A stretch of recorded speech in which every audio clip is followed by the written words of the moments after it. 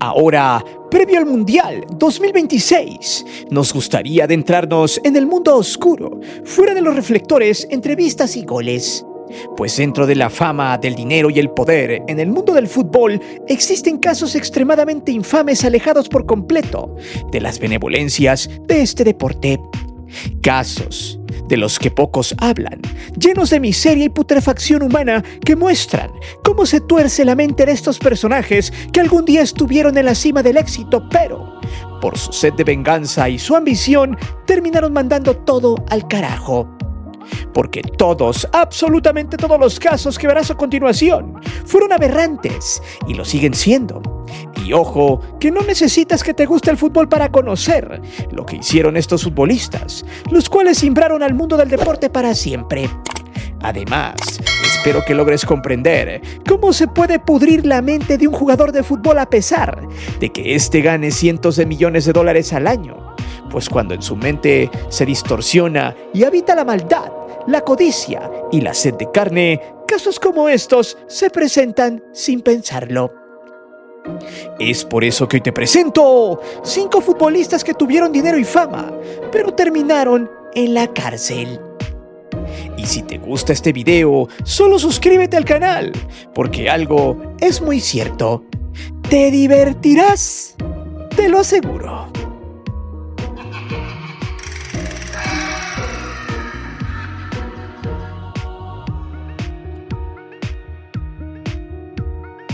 ¿Te has imaginado que tu estrella e ídolo favorito no es realmente lo que piensas? Adam Johnson es un exfutbolista inglés que a partir del 2010 fue una de las promesas de la Liga de Inglaterra por el simple hecho de jugar en el Manchester City y de haber ganado con los ciudadanos una Liga de Inglaterra y una Copa FA, jugando en la posición de extremo derecho o medio centro, o sea delantero. Su velocidad y explosividad por la banda lo hacía ser un tipo versátil.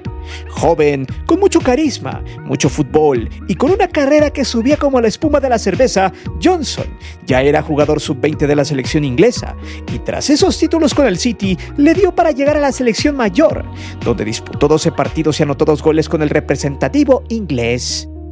No obstante, ante la llegada de muchos extranjeros con el City, Johnson fue traspasado al Sunderland por un precio de 12.6 millones de euros, siendo uno de los traspasos más importantes en la Premier en 2012.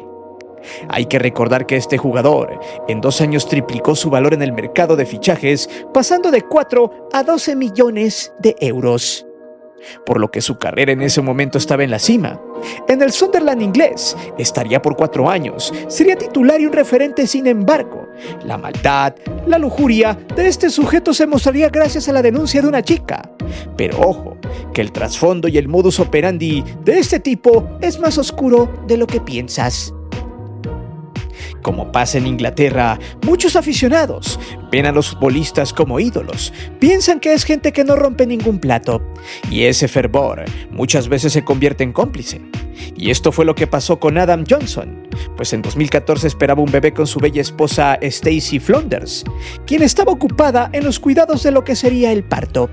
Sin embargo, por debajo del agua y en sus tiempos muertos, Adam estaba teniendo una relación clandestina con una fanática de 14 años de edad, la cual fue excitada por conocer más acerca de su ídolo.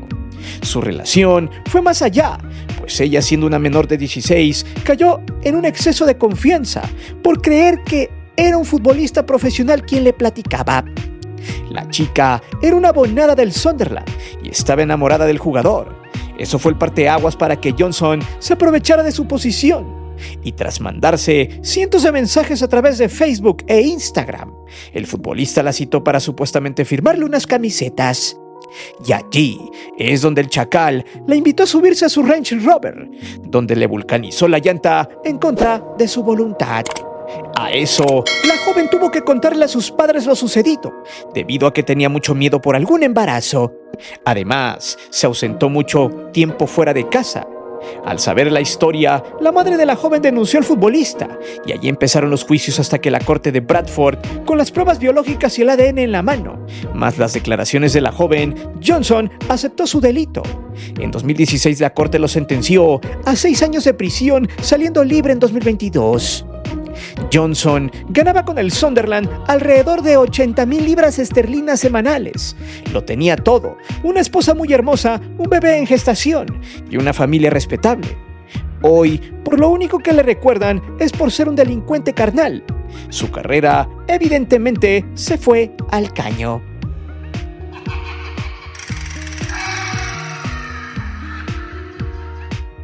El caso de Bruno es uno de los más horribles que haya sucedido con algún futbolista en el mundo. De hecho, es la prueba inequívoca de que la fama excesiva es una red flag, que termina siendo un problema mental que debe atenderse desde ya. Bruno fue un portero brasileño que jugaba para el Flamengo, era el capitán y un tipo muy querido por millones de aficionados. Incluso se creía que tenía la pasta para llegar a ser portero titular de la selección brasileña. La carrera de Bruno empezó en el Atlético Mineiro, donde se formó y debutó como profesional. Luego pasó a jugar con el Corinthians, aunque logró el éxito y la fama con el Flamengo, con el que ganó la Liga Brasileña en 2009 y 3 campeonatos cariocas, siendo el capitán del equipo y considerado como el nuevo Rogério Ceni, solo para que entienda lo famoso y talentoso que era. Bruno, como muchos futbolistas cuando tienen mucha popularidad, generalmente se meten con modelos o chicas que están enfocadas en la pasión carnal.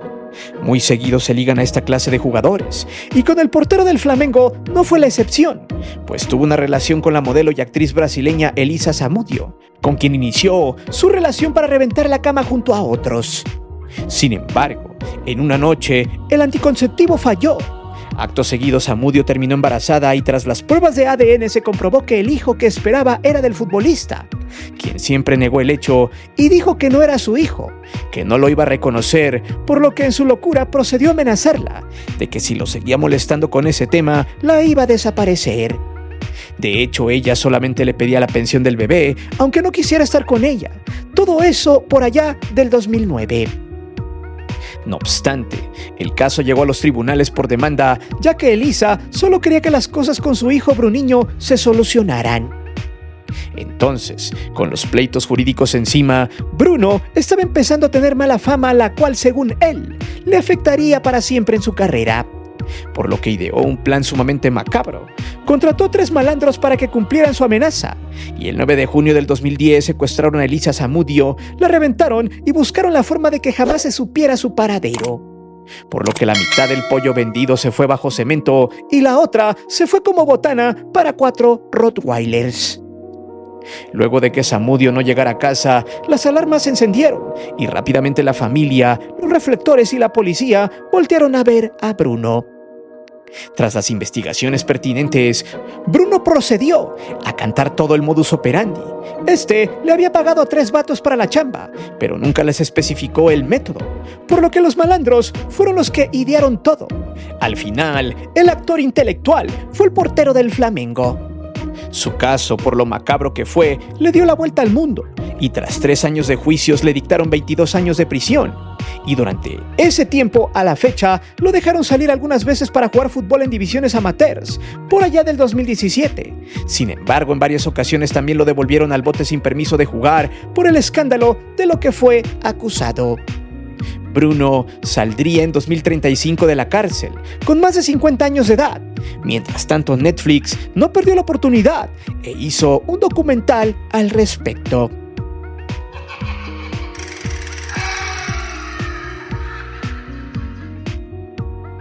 Este inmundo jugador es un viejo conocido del fútbol mexicano. Jonathan Fabro fue un jugador argentino nacionalizado paraguayo, quien además fue muy envidiado por las masas luego de ligarse a la modelo paraguaya del momento llamada Larissa Riquelme, quien fuese la novia del Mundial en Sudáfrica 2010. Fabro era seleccionado paraguayo y uno de los futbolistas más sobresalientes de su país. Militó en varios equipos de Sudamérica, desde el 2009 como Boca Juniors, River Plate, Once Caldas Guaraní, Cerro Porteño, y también por allí del 2005 estuvo jugando en Dorados de Sinaloa. En 2017 pasó por los extintos Lobos BUAP, siendo ese año cuando se detonó su escándalo, el cual terminó siendo un delito rapaz, repugnante, pero que tenía un trasfondo más que oscuro. Imagínate tú, siendo mujer, una niña, y que de pronto tu padrino busque la forma de pasarse de lanza contigo. ¿Qué harías? Bueno, el caso de Fabro es turbio, ya que después de llevar 6 años de relación con Larissa Riquelme, en ese entonces, se descubrió que el futbolista ya tenía años acosando a su ahijada, una niña de 11 años la cual le platicó a su mamá lo que este sujeto le decía y le hacía desde hace 5 años. O sea, la niña tenía 6 cuando Fabro empezó a chacalear, siendo uno de los casos totalmente aberrantes en el mundo del fútbol. Después de que la niña le contara a su mamá, esta fue a la comisaría de Villa Lugano en Argentina, donde presentaron las pruebas, charlas de WhatsApp, audios, fotografías, siendo que los ataques de este malnacido fueron en su auto y también en la casa de la abuela de la niña. Tras los análisis y los reportes de las pruebas de la cámara Gesell, que es básicamente el lugar donde se hacen las pruebas psicológicas a los niños que pasan por estas situaciones atroces, se encontró que en efecto, Fabro se pasó de verdura, siendo que en diciembre del 2017 la justicia de Argentina solicitaría la extradición del futbolista, quien estaba jugando en México con los Lobos BUAP. Ya en ese 2018 se llevó el juicio y en 2019 se le dictó auto de formal prisión con una pena de 14 años. Sin embargo, en 2022, y tras recibir más pruebas y detalles de lo que este chacal hizo, a esta basura se le adjuntaron otros 2 años al bote. O sea que este puerco saldría de la cárcel hasta el 2033, con el yoyo bien abierto. Por si fuera poco, en lugar de abandonarlo y de salirse de su vida para siempre, Larissa Riquelme lo respaldó y lo acompañó durante gran parte de los últimos años, hasta 2025, donde le dijo adiós. Gracias a eso, la modelo fue satanizada por apoyar a esta clase de sujeto. Por eso, en varias entrevistas, ha dicho que no se arrepiente de haberle dado 14 años de su vida. Incluso lo iba a visitar al bote, hasta que dijo basta, y ahora Larissa trata de rehacer su vida. Por su parte, Fabro se sigue pudriendo en la cárcel, aunque lo más grotesco de todo es que los fanáticos del fútbol, no todos, pero sí varios, lo defendieron a muerte.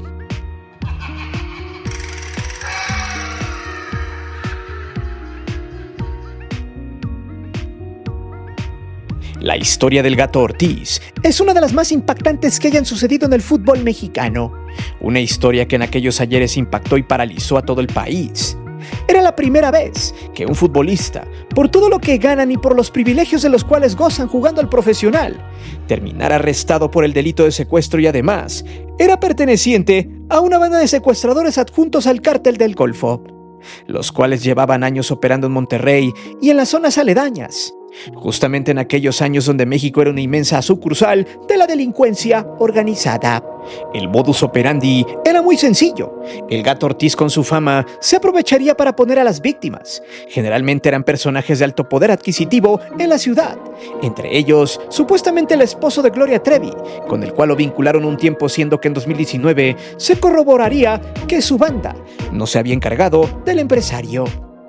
En fin, las víctimas se dejaban llevar por la figura del futbolista en ese entonces de Rayados de Monterrey, quien era un tipo que siempre fue mal visto en el gremio del fútbol, pues cuando jugaba con los Jaguares de Chiapas y Necaxa había muchas anécdotas donde el vato presumía ser de la mafia, y que para él jugar al fútbol solo era un pasatiempo, ya que el verdadero ingreso de su fortuna venía de lo ilícito. Obviamente muchos lo tiraban a loco, pero cuando se iba a los centros nocturnos, muchos maleantes de la época lo conocían y lo respetaban. Sin embargo, en 2010 lo vetaron por 2 años después de que en un partido de Copa Libertadores le encontraran sustancias de esteroides. En fin, todo explotó cuando en 2012 desarticularon una banda de secuestradores en una zona exclusiva de Monterrey. Entre ellos estaba el Gato Ortiz. Según el reporte de la Agencia Estatal de Investigaciones, el Gato ponía a las víctimas, las cuales generalmente eran mujeres, y después del ataque y de cobrar los rescates, al Gato le pagaban alrededor de 100,000 pesos. Cuando le preguntaron por qué hacía eso, este respondió: "No me alcanza con lo que gano jugando fútbol y por eso se me hizo fácil". Fue así como este portero, quien debutó con el Atlante en Primera División, fue sentenciado a 75 años de cárcel por los delitos de secuestro agravado. Sin embargo, en Nuevo León, la máxima es de 60 años, por lo que saldría del bote hasta los 95 años de edad. Como dato matón, al gato lo metieron al penal de Cadereyta, en el cual en 2017 tuvo un motín, en el módulo 5 donde había guerras entre facciones de los Zetas y los del Golfo. Allí lo destrozaron, dejándolo casi listo para el panteón. Sin embargo, este logró salvarse. A la fecha, este sujeto ha dicho en varias entrevistas que él nunca hizo nada y que Dios supuestamente le había hablado, diciéndole que en 27 años lo sacaría de la cárcel. Actualmente, y después de las lesiones que sufrió en aquel motín, el gato es un creyente de la palabra de Dios y en sus ratos libres se dedica a invitar a sus compañeros a volverse siervos del Señor. Por cierto, dice estar feliz en el penal.